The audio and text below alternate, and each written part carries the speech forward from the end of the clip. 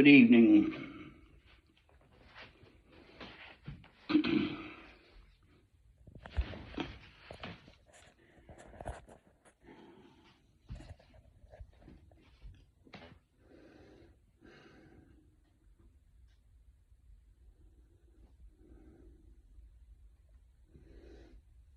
Shiny coat, wet nose.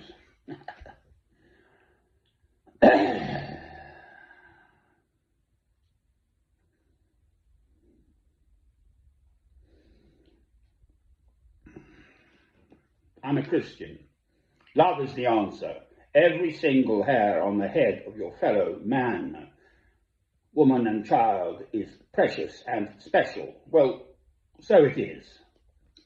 Now, I've listened at length, a quarter of an hour plus. Sort of half and half, 7 or 8 minutes about this little Asian girl who's been beaten to death by her parents or whoever they are.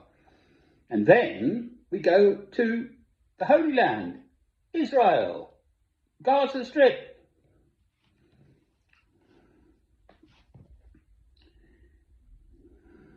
The two individuals involved, plus an aunt or something, the parents of this child, the little girl, who was horrendously maltreated, murdered basically, multiple injuries, a massive 30, 40-year sentences. Jolly good. What about Mr. Tony Blair and Mr. George W. Bush? I don't normally stray into politics like this. The second war in Iraq. What about the countless tens of thousands of individual human beings who were slaughtered by the West? What about Mr. Netanyahu slaughtering people now? Not content with just doing it in the Gaza Strip, he's hacked into Lebanon and then absolutely hacked into Syria, destroying their military capability. There's something called Gorgon, Medusa. She had 11, and this is Greek mythology, I'm not entirely stupid, 11 snakes for her hair. And lo and behold, you cut one off, so Greek mythology before Christ, and it produces 11 more snakes.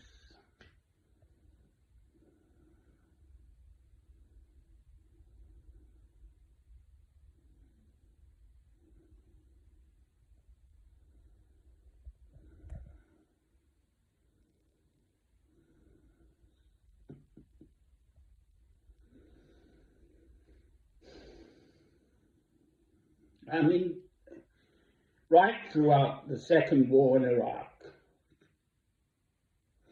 Now, I think I was in France and I hacked off. I had 2 beautiful German Shepherd dogs and I was travelling around Europe in my small motor car, I don't know, whatever.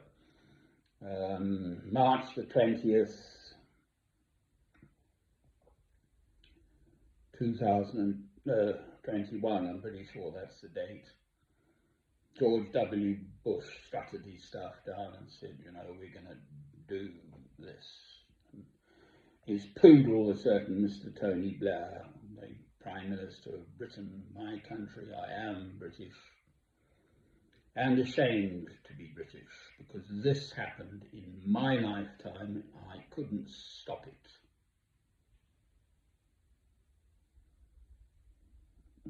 Didn't even think of not bothering, but no point in trying because they wouldn't listen, the great and the good.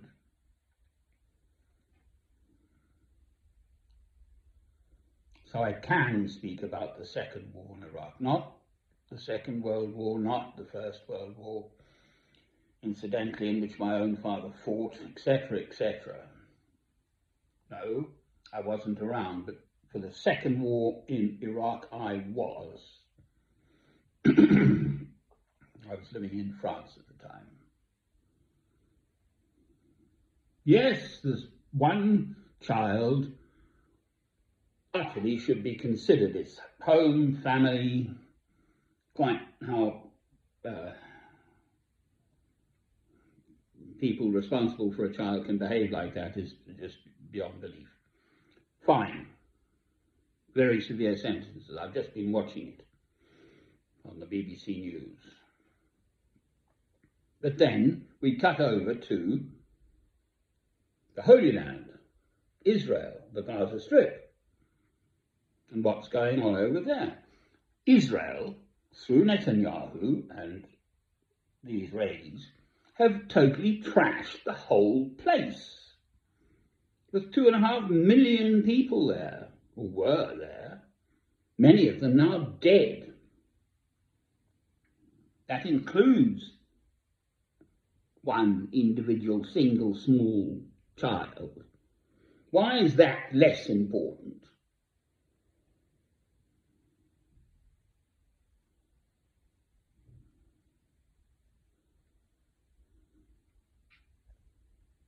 That one individual, single child in the Gaza Strip.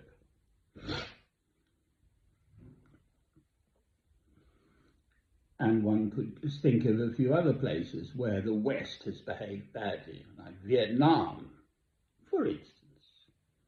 That was also in my lifetime when I was younger.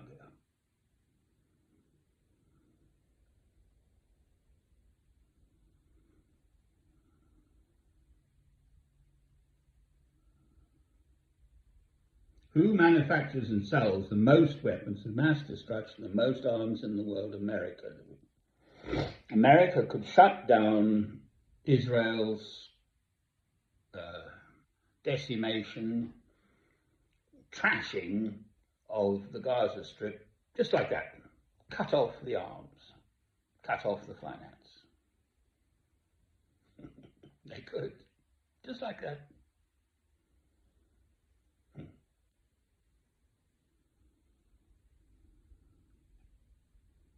So we accept the mass slaughter of human beings, we, the West, collectively. That means we're all sort of part of this,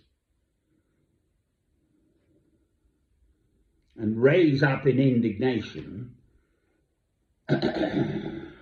quite rightly, when one child is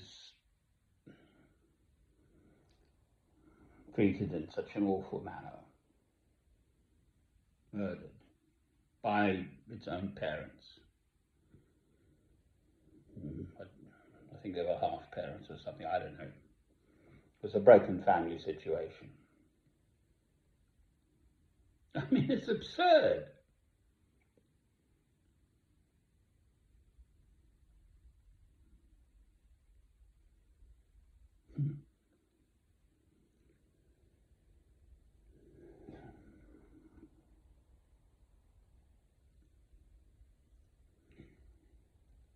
Christ's teaching is clear. Every single human being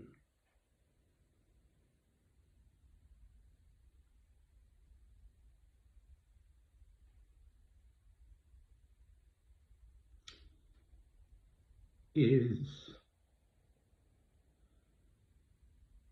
precious and special. Amen.